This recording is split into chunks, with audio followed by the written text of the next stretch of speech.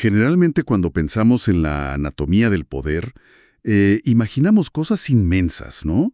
Cosas tangibles. Sí, claro, lo evidente. Exacto. Pensamos en grandes ejércitos, leyes estrictas, instituciones que imponen respeto o simplemente en la fuerza bruta que se puede medir. Es algo casi arquitectónico, algo que, Que ves venir a kilómetros de distancia. tal cual, lo ves venir. Pero cuando uno analiza los entornos cerrados, las dinámicas verdaderamente tóxicas, resulta que esa arquitectura monumental desaparece por completo, Ajá, se vuelve algo minúsculo pero letal. totalmente letal. Y de pronto al adentrarnos en nuestro análisis profundo de hoy, revisando el texto literario, Las marcas del silencio de Némesis Daniel, nos damos cuenta de algo aterrador. De que el poder más terrorífico no es un ejército. Exactamente, no es un ejército. Es increíblemente la temperatura del agua en un recipiente de cobre. ¡Wow! Esa es una observación brillante para empezar nuestro recorrido. Porque lo que hace esta obra, de manera magistral, es despojarnos de la visión física y obvia del control.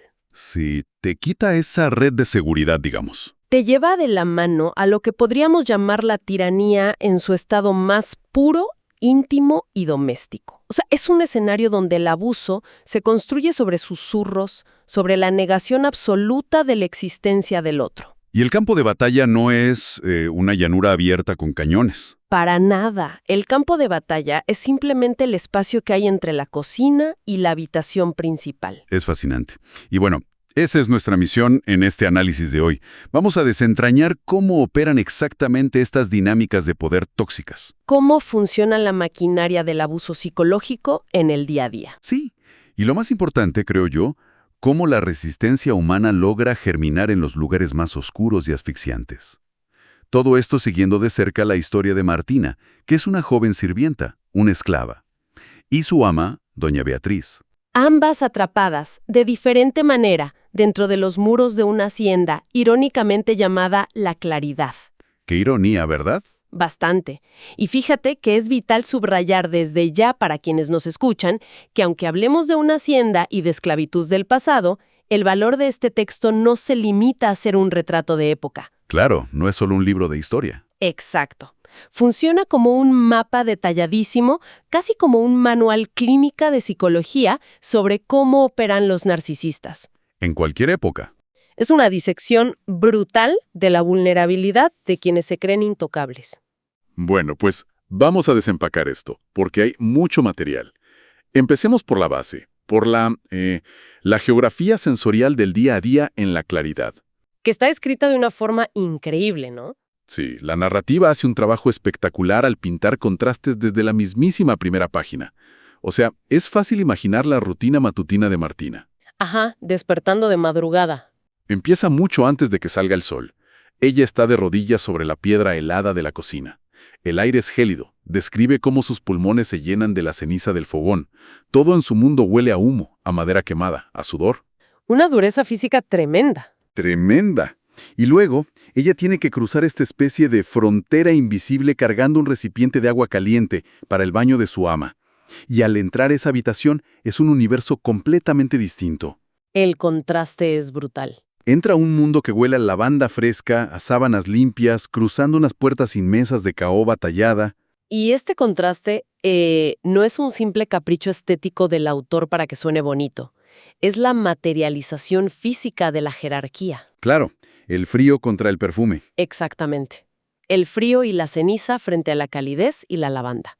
Y en ese espacio perfumado es donde ocurre el incidente que define casi de inmediato la relación entre ambas mujeres. El momento del agua. Sí.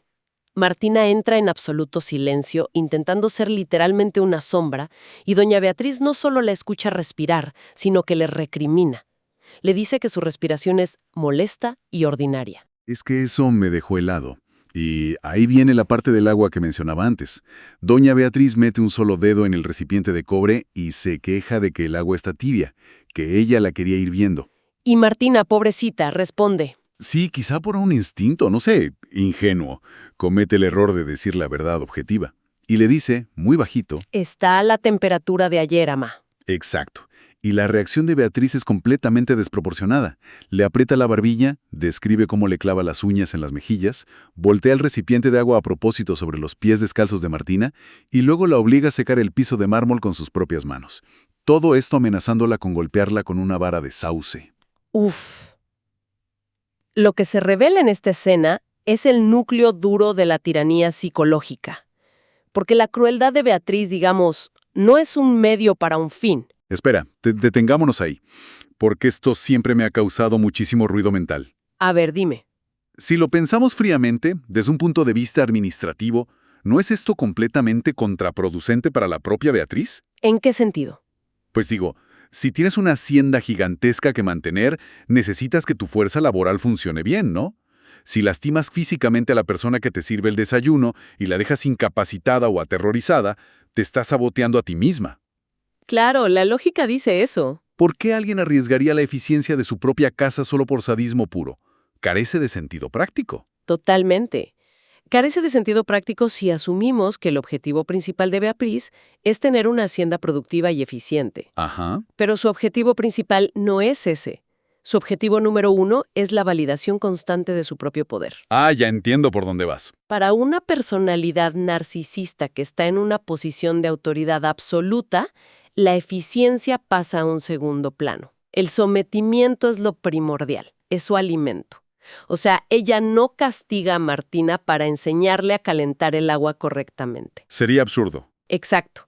La castiga porque necesita quebrar una voluntad ajena antes del desayuno simplemente para sentirse viva. Hay una contradicción perversa y fascinante a la vez en su forma de operar.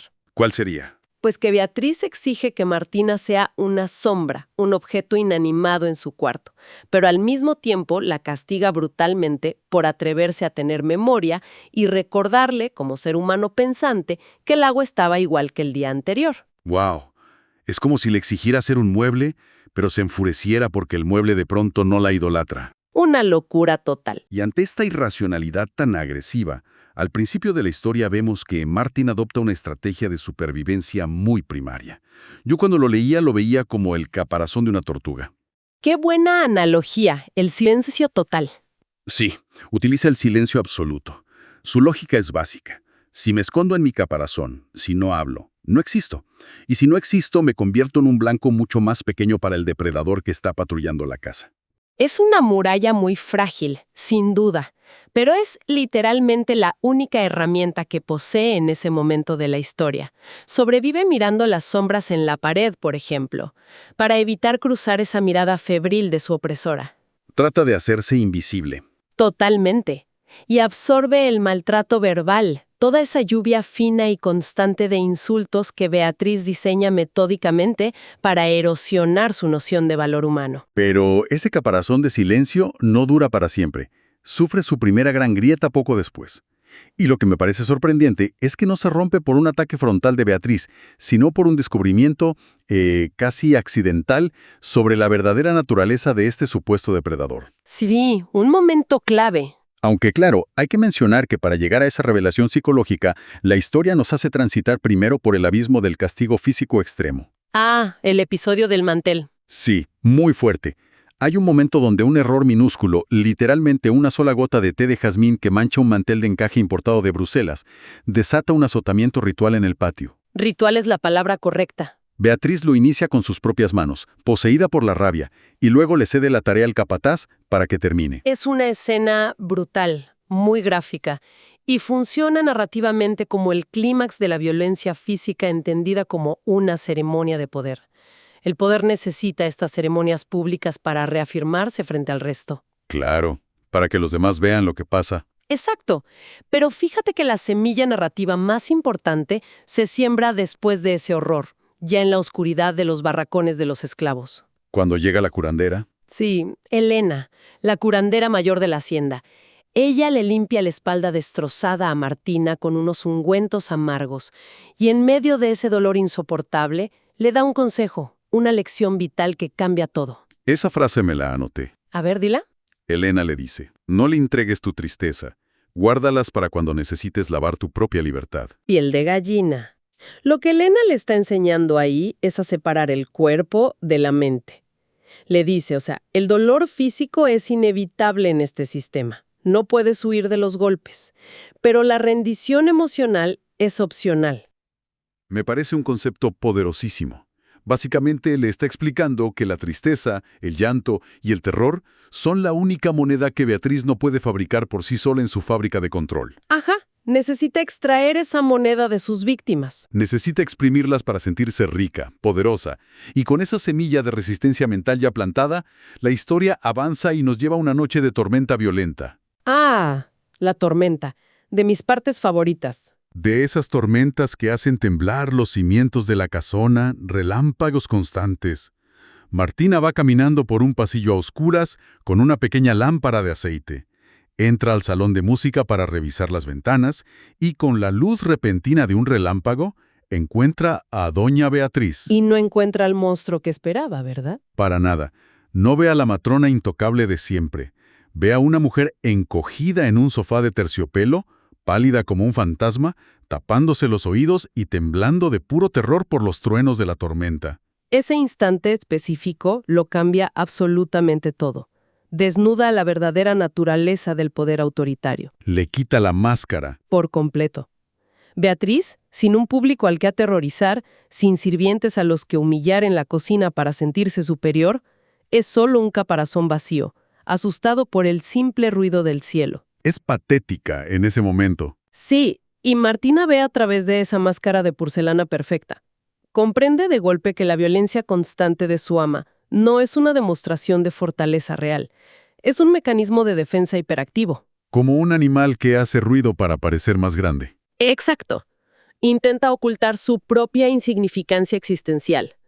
Quien alberga un miedo tan profundo en la soledad, inevitablemente posee una debilidad inmensa que puede ser explotada. Y entonces esto me genera una duda conceptual muy interesante.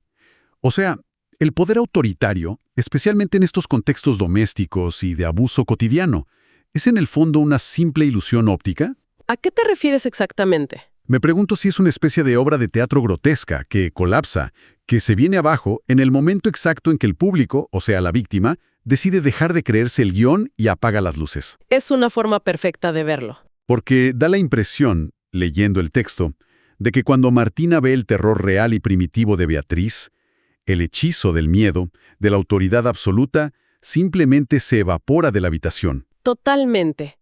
Porque todo poder opresivo requiere, como pilar fundamental y necesario, la complicidad del miedo del oprimido para sostenerse en el tiempo. Si no hay miedo, no hay poder. Así de simple. Cuando Beatriz levanta la vista del sofá y se da cuenta, con un relámpago, de que Martina la ha visto temblar y llorar, su reacción inmediata es el pánico, y ese pánico se convierte instantáneamente en furia. Típica reacción narcisista. Sí. Le lanza un libro pesado por la cabeza, le grita que se largue, que desaparezca y que no se atreva a mirarla nunca más. Pero el daño ya está hecho. Martina ha visto las profundas grietas en el mármol de su autoridad. Y al descubrir que ese supuesto mármol intocable no es sólido, la estrategia de supervivencia de Martina cambia radicalmente. Ya no se trata solo de esconderse dentro del caparazón de la tortuga. No, ahora pasa a la ofensiva. Se da cuenta de que puede meter pequeños cinceles en esas grietas. Pero claro, Beatriz, que tiene unos instintos de supervivencia perversos y afilados, nota enseguida que la mirada de Martina ha cambiado los días siguientes. Ese terror ciego y sumiso ya no está ahí. Exacto.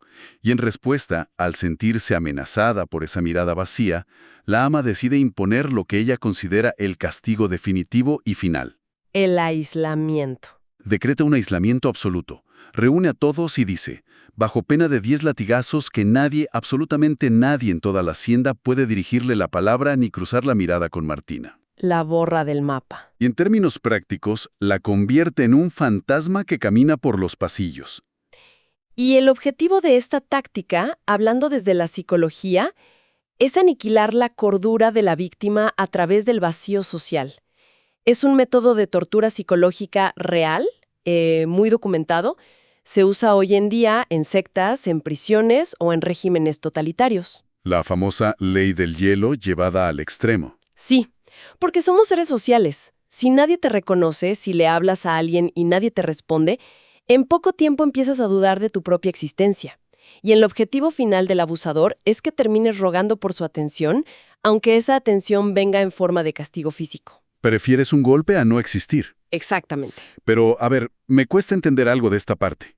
El aislamiento extremo rompe a la gente, eso está comprobado. ¿Cómo es que Martina no se quiebra en la hacienda? Es un punto clave. O sea, ¿cómo es que alguien puede salir fortalecido de que le apliquen el castigo más silencioso y cruel posible? Debería haberse vuelto loca en una semana. Esa es la paradoja brillante de esta parte de la historia. El aislamiento quiebra a una persona cuando esa persona todavía busca validación en el sistema que la aísla. Ah, cuando todavía te importa pertenecer a ese lugar. Exacto. Pero Martina ya había visto el terror de Beatriz en la tormenta. Ya había entendido que todo ese sistema jerárquico era patético y falso.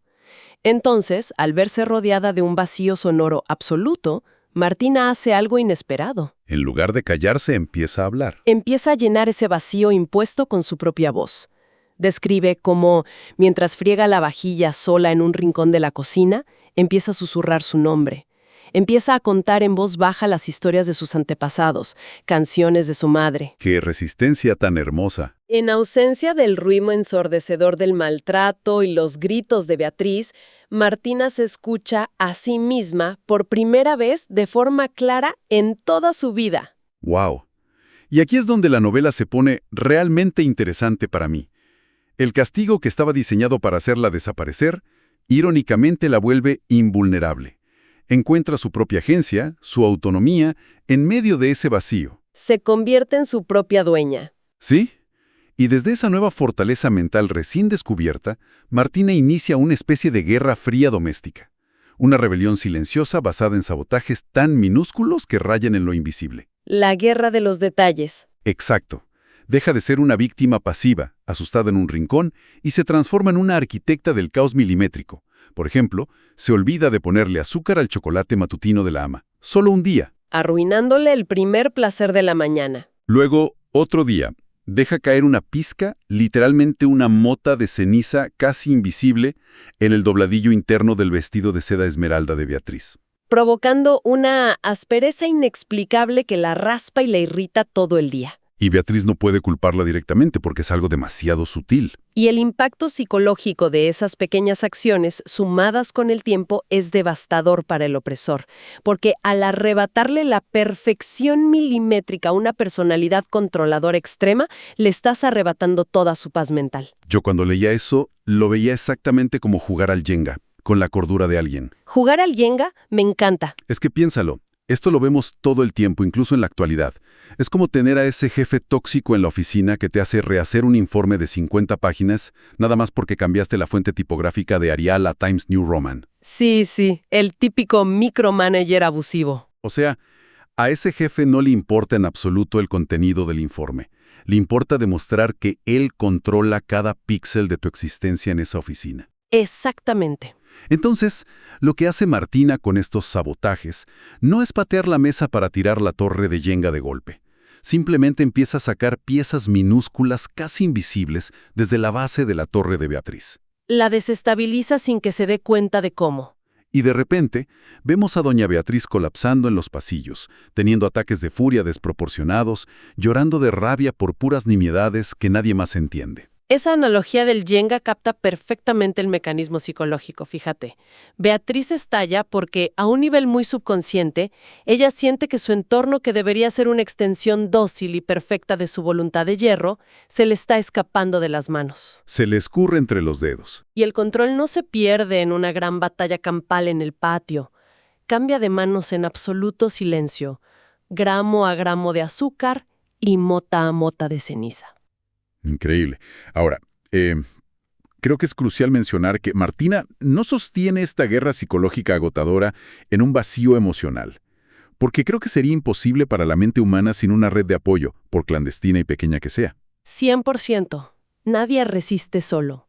En la cocina, lejos de todo ese incienso y maldad, como dice el libro, de los pasillos principales, Martina logra conectar con Tomás. Él es un trabajador de las caballerizas. Un personaje entrañable. Mucho. Y hay una escena preciosa donde Tomás, desafiando la orden de aislamiento, le talla un diminuto pájaro de piedra. Se lo entrega a escondidas cuando se cruzan y le dice una frase súper poética: el humo cruza las paredes más altas. ¡Qué belleza de imagen! Y esa piedrita que Martina lleva siempre oculta en el fondo del bolsillo de su delantal se vuelve su ancla a la realidad. Le recuerda que no está loca, que no está sola y que hay otros en la hacienda que ven exactamente la misma tiranía que ella. Y es que las redes de apoyo, especialmente en los márgenes de un sistema abusivo, son el oxígeno de la resistencia. Son las que permiten que la cordura sobreviva cuando la autoridad intenta aislarte. Sin Tomás, no hay resistencia posible. Totalmente. Sin embargo, hay que ser realistas. La tensión acumulada en un ecosistema que está basado en la dominación brutal y física no puede sostenerse indefinidamente en modo de guerra fría. Eventualmente la cuerda se rompe. Sí. Los sabotajes pacíficos y el aislamiento mental mantienen la mente libre, ¿de acuerdo? Pero el cuerpo de Martina sigue cautivo. Eventualmente, la cruda realidad de lo que es un sistema esclavista rompe cualquier ilusión de que pueden coexistir paralelamente y exige una resolución definitiva. Y eso nos arroja directamente, casi sin frenos, al punto de quiebre absoluto de la historia. El episodio de la lavandera. Sí. La tragedia golpea la hacienda de la forma más cruda y cruel posible. El hijo de apenas 6 años de Rosa, que es una de las lavanderas, es vendido de repente a otra plantación simplemente para saldar una deuda de juego del esposo de Beatriz. Una atrocidad. Durante toda esa noche, describe el libro cómo Rosa aúlla de un dolor insoportable en los barracones. Es un llanto primitivo, animal, que atraviesa las paredes y no deja dormir a nadie. Todos están con el corazón encogido. Y a la mañana siguiente viene la reacción de Beatriz. Uf, el contraste es repugnante. A la mañana siguiente, mientras Martina le está cepillando el pelo a doña Beatriz, el único comentario del ama, mirándose fijamente sus propias ojeras en un espejo de plata, es quejarse del ruido nocturno. Ni un gramo de empatía. Cero. Llama al niño vendido un cachorro más. Y dice, con total frialdad, que la madre seguramente pronto tendrá otro y se olvidará de este. Y ese comentario tan inhumano marca el colapso final de cualquier rastro de compasión en la mente de Martina. ¿Tú crees que Martina todavía le tenía compasión? Yo creo que sí. Hasta ese momento crítico, Martina en el fondo sentía cierta lástima residual por Beatriz, porque la había visto tan rota, tan temerosa de las tormentas, tan consumida por sus inseguridades de niña asustada. Era lástima, claro. Pero esa frase sobre el niño aniquila la última gota de empatía que podía existir. Martina comprende algo fundamental para cualquiera que enfrenta el abuso. No se puede razonar con un sistema que ha desterrado su propia humanidad. No puedes arreglar a un monstruo. Exacto. Ningún microsabotaje táctico, ningún juego psicológico va a cambiar la naturaleza monstruosa de quien considera a un niño humano como una mercancía desechable. Y ese es el momento que detona la urgencia real de escapar físicamente. Ya no es solo sobrevivir en la mente. Hay que huir. Tomás, escondido en el establo, dibuja rápidamente un mapa en el barro húmedo, indicando una ruta de escape por el lecho de un río seco hacia las montañas del norte. Todo se acelera ahí. Y justo esa noche, la noche que planean huir en secreto, la tensión por fin explota en la habitación de Beatriz. La ama, con ese instinto paranoico que siempre tiene encendido, rebusca a escondidas en las pocas pertenencias de Martina. Y encuentra el pájaro. Encuentra el pajarito de piedra tallado que le dio Tomás. Cuando Martina entra, Beatriz estrella la piedra contra el piso de mármol, rompiéndola, y luego levanta la mano, cargada de anillos de oro, para abofetear a Martina con toda la furia de su autoridad frustrada. Pero el golpe nunca llega. Se queda en el aire. Y la descripción que hace el autor de ese instante es monumental. Todo se detiene. Martina levanta la mano y atrapa la muñeca enjoñada de Beatriz antes de que impacte contra su cara. Una osadía imperdonable en ese contexto. La inmoviliza por completo en el aire y mirándola a los ojos le dice una frase que sella para siempre la destrucción de la jerarquía. Ya no soy nada de lo que usted cree, ama. Es paralizante imaginar la tensión en esa escena, pero el texto hace hincapié en un detalle vital de la cara de Martina. Su mirada no irradiaba un odio rabioso o explosivo. No, para nada. Lo que irradiaba era una profunda, gélida y absoluta indiferencia. Martina le dice a Beatriz que puede romper todas las piedras que quiera y gritarles a las paredes vacías de la casa, pero que ya nunca más va a poder tocarla. Le dice, yo ya me he ido. Detengámonos un segundo a analizar la psicología de esa indiferencia, porque honestamente es la clave maestra de toda la obra. Adelante, ilumínanos. El odio, paradójicamente, sigue siendo una forma muy intensa de apego emocional. Ah, claro, si te odio, me importas. Exacto. Odiar a tu opresor le demuestra que todavía tiene la capacidad de afectarte, de importarte, de ocupar un espacio enorme en tu cabeza. Y para un narcisista de manual como Beatriz, ser odiado es la segunda mejor opción después de ser temido. Ambas emociones confirman su relevancia y su poder sobre ti.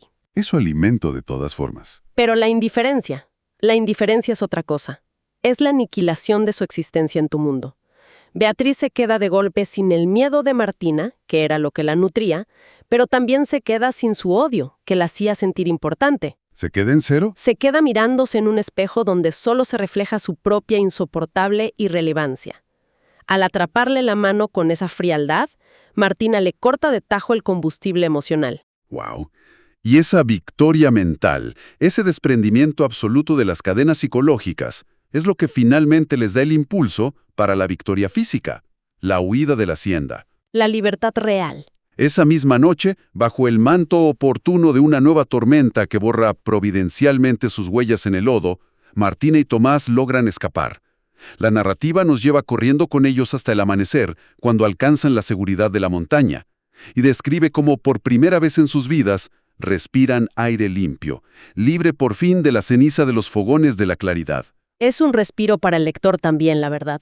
Y entonces, la historia da un salto temporal de 5 años hacia adelante, a un epílogo que amarra todos estos conceptos maravillosamente. Un epílogo que cristaliza, para mí, el verdadero significado de la libertad. Vemos a Martina y a Tomás viviendo ya adultos en una comunidad oculta, libre en las montañas. Cultivan su propio maíz al sol, vemos a Tomás tallando tranquilamente la madera para la puerta de su propia casa, ya no escondiendo miniaturas en los bolsillos oscuros por miedo a ser descubierto y castigado. Viven a plena luz del día. Exacto, sin miedo. Y el contraste final que nos ofrece el autor con la claridad es brutal, poético a la vez. Un viajero casual que cruza la montaña trae noticias frescas de los Valles Bajos. Doña Beatriz ha perdido la razón por completo. El colapso total. Vive encerrada en la hacienda que ahora cuenta el viajero, que está en ruinas y devorada por la maleza del bosque. Se pasan los días y las noches gritándole órdenes histéricas a sirvientes que ya no existen, y peleando con fantasmas en los pasillos vacíos de esa mansión inmensa. ¿Qué final? Después de todo este recorrido, ¿qué significa todo este viaje? Yo creo que la lección más profunda es que la verdadera venganza de Martina nunca, jamás, consistió en destruir activamente a Beatriz. Su mayor victoria fue sencillamente decidir no convertirse en alguien como ella. Romper el ciclo. Exacto. El texto describe al final cómo Martina mira las viejas marcas de latigazos, las cicatrices en sus brazos. Ya no son heridas abiertas que sangran trauma constante. Ahora las entiende y las acaricia como mapas, como testimonios físicos de su supervivencia. Y sus manos, que antes fregaban suelos de mármol ajenos hasta agrietarse, ahora siembran la tierra y construyen un refugio amoroso para sí misma. Lo sintetizas maravillosamente. Es la dicotomía perfecta entre el cuerpo y la mente, ¿no crees? Totalmente. El daño físico, las privaciones espantosas, los castigos corporales, son registros temporales terribles de una violencia que ocurrió en el pasado. Pero la verdadera libertad, la indestructible, siempre se conquista primero en el territorio de la mente. Si no eres libre en la mente, no eres libre en la montaña. Exacto. Alcanzar ese estado de indiferencia significa recuperar el derecho inalienable de cada ser humano a decidir cuándo alzar la voz y cuándo guardar silencio. El derecho a elegir a quién dedicarle nuestra valiosa energía emocional y, sobre todo, a quién negarle tajantemente nuestra atención. Martina sí escapó geográficamente de una hacienda de pesadilla, pero su triunfo real fue escapar de la órbita tóxica de validación de su opresor. Excelente forma de verlo.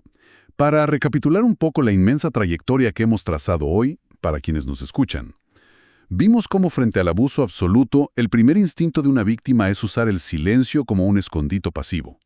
La tortuga. Ajá, esconderse para sobrevivir. Luego, observamos cómo el descubrimiento accidental de las vulnerabilidades profundas del agresor permite transformar ese aislamiento impuesto en una herramienta para, de hecho, afilar y fortalecer la propia identidad.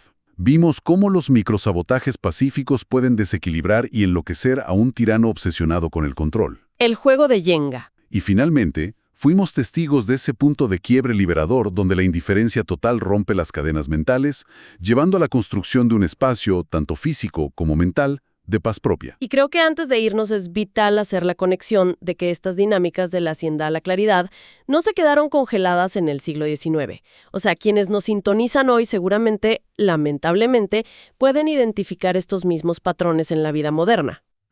Seguro que sí, en todas partes. Los entornos laborales altamente tóxicos, líderes narcisistas, relaciones interpersonales destructivas en casa. La mecánica interna sigue siendo idéntica a la de doña Beatriz. El control se sigue basando en infundir miedo constante y exigir una devoción inalcanzable. Tal cual. Pero, y esto es clave, la buena noticia que nos deja este análisis profundo es que esos sistemas opresivos siguen siendo igual de frágiles frente a alguien que, de repente, conoce su propio valor. Siguen siendo vulnerables a la indiferencia táctica de la que hablábamos y, sobre todo, pueden ser desarmados cuando construimos y protegemos nuestras propias redes de apoyo. Y esos pajaritos de piedra. Sí, esas alianzas silenciosas pero firmes que construimos en los márgenes de los pasillos principales, en las cocinas de nuestra vida. Me encanta esa imagen. Bueno, eso nos deja con un pensamiento final bastante provocativo para procesar después de apagar esto. Empezamos hoy hablando de cómo el poder destructivo a menudo parece desde lejos un muro inamovible de piedra sólida, hasta que te acercas y logras verle las grietas. Siempre hay grietas. Siempre. Si el mayor terror existencial de cualquier tirano, ya sea un jefe tóxico en la oficina de hoy, una pareja abusiva o un gobernante absoluto en el poder, es descubrir que en realidad no es absolutamente nadie cuando no tiene víctimas a su alrededor reaccionando a sus provocaciones. Ajá. Entonces, es posible que el acto más revolucionario que podemos tener frente a la crueldad constante no sea, como siempre nos dicen, golpear más fuerte o gritar más alto que el opresor. Quizás, solo quizás, el acto supremo de resistencia humana sea simplemente retirar nuestro miedo, retirar de la mesa incluso nuestro odio, darnos la vuelta y dejar que el opresor se ahogue solo, atrapado para siempre en su propio y absoluto vacío sonoro.